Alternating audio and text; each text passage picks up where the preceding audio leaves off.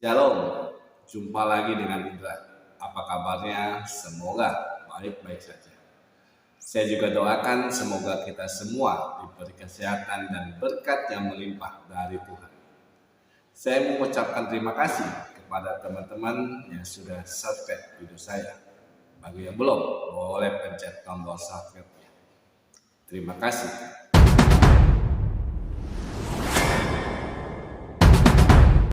Saat ini kita sudah memasuki minggu yang keempat dalam masa Advent kita ini, tahun 2022, yang berarti Natal akan segera tiba.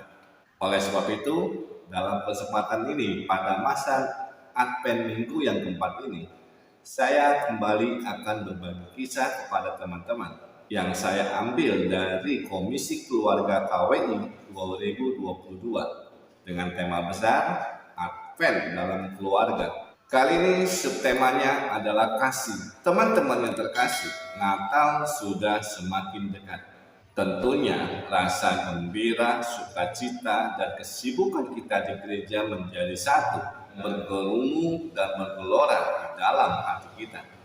Dan tentunya kita akan mengingat kembali bahwa selama Natal, bagaimana Allah menunjukkan kasih-Nya kepada kita. Dia mengutus Yesus kepada kita agar kita dapat dekat dengan Tuhan. Dan kita tahu bahwa Allah sangat mengasihi kita. Tetapi bagaimana kita bisa menunjukkan kasih itu kepada orang lain, bahwa kita juga mengasihi mereka? Apa cukup memberitahu via telepon atau WA atau bagaimana? Atau kita simpan kasih itu di dalam hati kita dalam-dalam supaya tidak bisa keluar lagi? Seperti dalam kisah kelahiran Yesus yang kita bisa baca dalam Injil Lukas bab 2 ayat 1 sampai dengan 7, di mana di saat Bunda Maria sudah waktunya akan bersalin, tidak ada tempat baginya untuk bersalin. Nah, untuk mengetahui kisahnya, mari kita baca dari Injil Lukas bab 2 ayat 1 sampai dengan 7. Judul perikopnya kelahiran Yesus. Pada waktu itu, Kaisar Agustus mengeluarkan suatu perintah menyuruh mendaftarkan semua orang di seluruh dunia. Inilah pendaftaran yang pertama kali diadakan sewaktu Quirinius menjadi wali negeri di Syria. Maka pergilah semua orang mendaftarkan diri masing-masing di kotanya sendiri.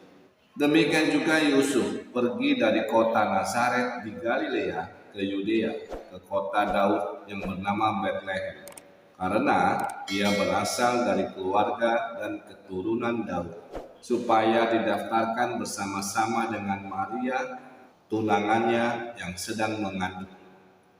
Ketika mereka di situ, tibalah waktunya bagi Maria untuk bersalin. Dan ia melahirkan seorang anak laki-laki, anaknya yang sulung, lalu dibungkusnya dengan lampin dan dibaringkannya di dalam palungan, karena tidak ada tempat bagi mereka di rumah penginapan. Demikianlah Injil Tuhan, terpujilah Kristus. Teman-teman yang terkasih, dari kisah yang baru kita baca tadi, kita bisa membayangkan ada sepasang suami istri dan istrinya sedang mengandung atau hamil besar, dan mereka tidak mendapatkan tempat untuk melahirkan. Tentunya kita bisa membayangkan bahwa orang-orang pada saat itu mungkin tertutup mata hatinya. Tidak ada yang merasa kasihan, bahkan tidak ada kasih di antara mereka. Mungkin kita juga bisa beralih. Ya, mungkin saat itu rumah tempat penginapan penuh karena orang-orang pada datang ke kota itu untuk mendaftarkan diri atau sensus. Jadi tidak ada tempat bagi mereka. Dari kisah ini sebetulnya kita bisa merenungkan apa yang akan kita lakukan seandainya saat itu kita ada di sana. Apa kita seperti mereka tidak memberi tempat atau bagaimana? Biarpun demikian, Allah tetap menunjukkan kasih-Nya kepada dunia. Santo Yusuf dan Bunda Maria masih diberi perlindungan untuk bisa melahirkan Yesus. Walaupun hanya di dalam sebuah kandang, Allah ingin dekat dengan manusia.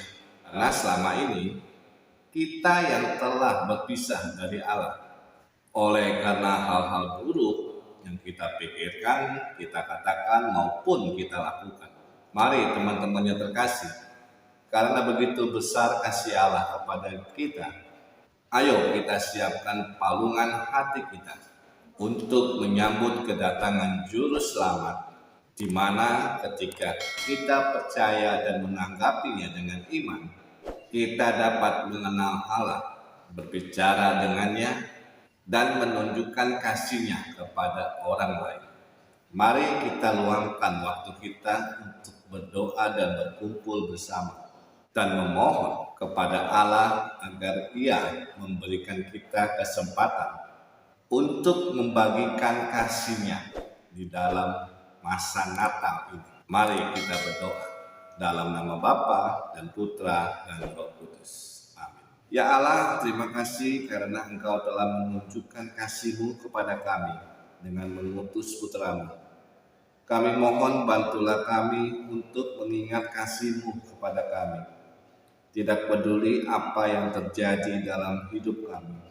Tunjukkan pada kami cara untuk membagikan kasih-Mu dalam hidup kami pada masa ini. Demi Kristus Tuhan dan pengantara kami. Amin. Dalam nama Bapa dan Putra dan Roh Kudus. Amin. Teruslah baca kitab suci.